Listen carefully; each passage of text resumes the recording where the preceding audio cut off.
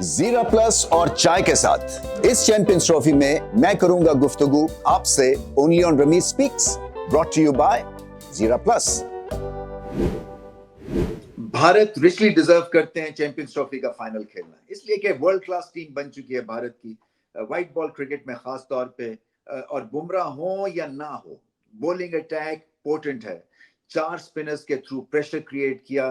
Conditions जो थी वो इतनी ज्यादा टर्निंग नहीं थी, मगर फिर भी कंडीशंस के हिसाब से ठीक टीम सेलेक्ट की और खिलाई। फिर शामी ने 3 आउट किए, अच्छी बॉलिंग की उन्होंने। इसी तरह से जडेजा ने मिडिल ऑफ द इनिंग्स आके 2 विकेटें ली। विराट कोहली ने जो इनिंग्स खेली है वो लाजवाब है।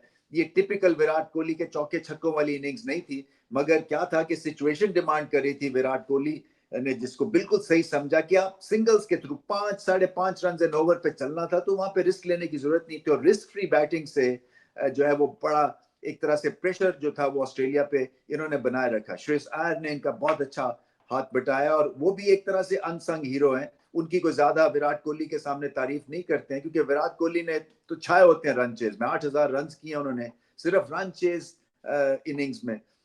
मगर उनका भी जो श्रेयस है, उनकी भी बैटिंग में बहुत निखार आया है। उनमें रिदम है उनकी बैटिंग में, और मौके के ऊपर बड़ी इनिंग्स खेलते हैं। और जो कोहली के साथ उनकी पार्टनरशिप थी वो बड़ी एक क्रिटिकल थी।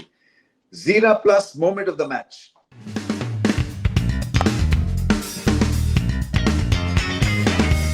विराट कोहली। बड़ी इजी पिक है।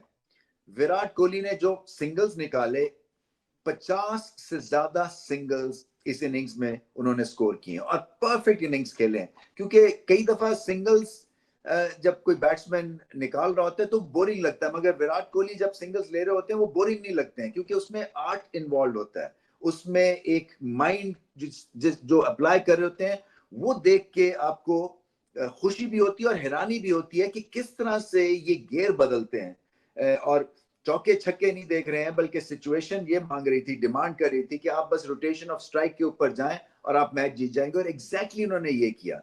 श्रेयस अय्यर के साथ भी उन्होंने भी जो है इसी तरह से इनका साथ निभाया। रनिंग बिटवीन विकेट्स दोनों की बहुत अच्छी थी।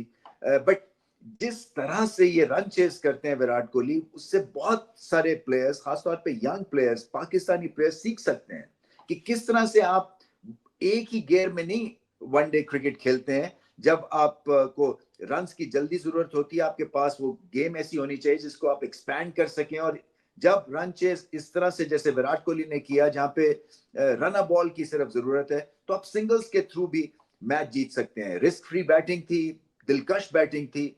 और एक दफा फिर उन्होंने बताया कि जितनी बड़ी स्टेज उतना ही बड़ा मैं बैट्समैन हूं। और वही मैच जिता गए इस रन चेज में।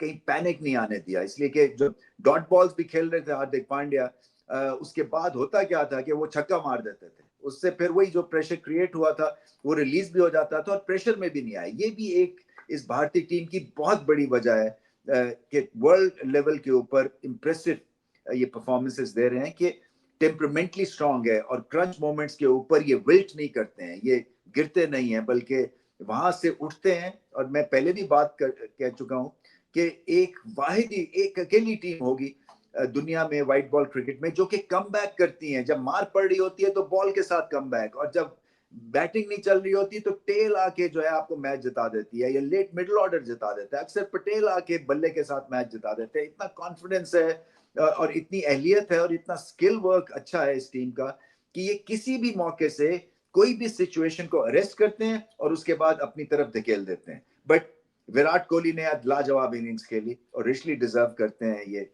ओहदा, ये platform. Toyota most reliable player of the match,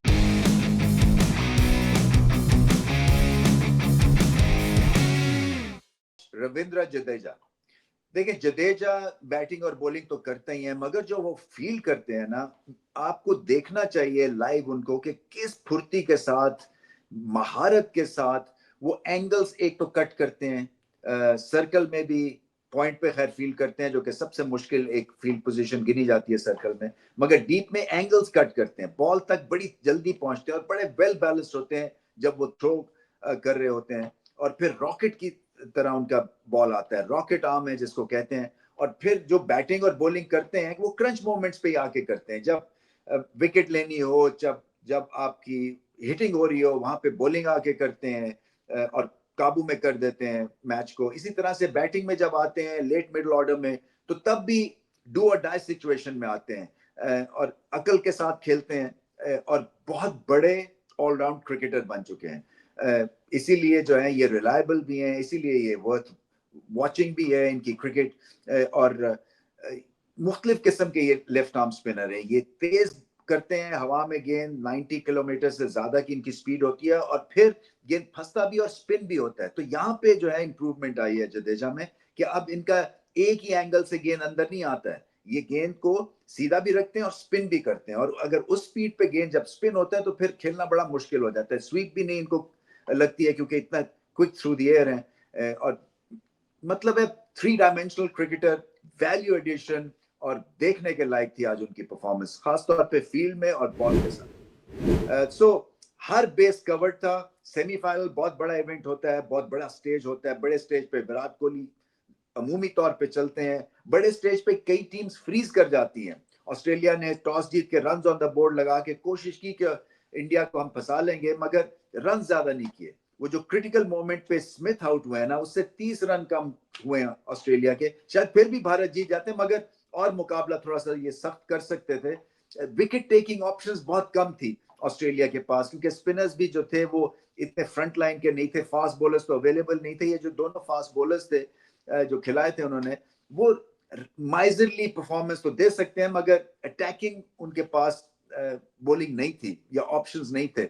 so Alice ने तो ट्राई किया, मगर उसमें वो स्पीड नहीं थी जो कि हेजलवुड या स्टार्क या पैट कमिंस में होती है। तो क्लियरली मिस तो किया इन्होंने अपने फास्ट बॉलिंग डिपार्टमेंट को, बट फाइट की ऑस्ट्रेलिया ने जितनी ये कर सकते थे, और फिर in the end better team won. So बहुत बहुत मुबारक हो भारत को। और अब देखना ये है कि इनके साथ कौन आगे जुड़ता है, क्या साउथ अफ्रीका या फिर से न्यूजीलैंड।